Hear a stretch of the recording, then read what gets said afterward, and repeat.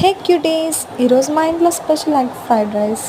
దానికోసం ముందుగా నేను వెజెస్ అన్ని కట్ చేసి పెట్టుకున్నాను. క్యారెట్, బీన్స్, ఆనియన్, ఇంకా గార్లిక్ కూడా చిన్న ముక్కలుగా కట్ చేసుకున్నాను.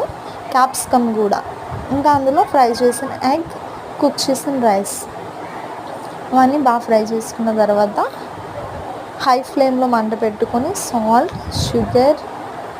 షుగర్ 1 స్పూన్ వేసుకున్నాను నేను, సాల్ట్ సరిపడంత, ఇంకా 1 spoon pepper powder, black pepper powder, 1.5 spoon soy sauce, ఇంకా 1.5 స్పూన్ వెనిగర్, ఇవన్నీ యాడ్ చేసుకొని లైట్గా ఏంటి అది అజినోమోటో యాడ్ చేసుకున్నాను. బాగా హై ఫ్లేమ్లో పెట్టుకున్నంత బాగా మిక్స్ చేసుకోవాలి, అన్నీ కలిసేలాగా.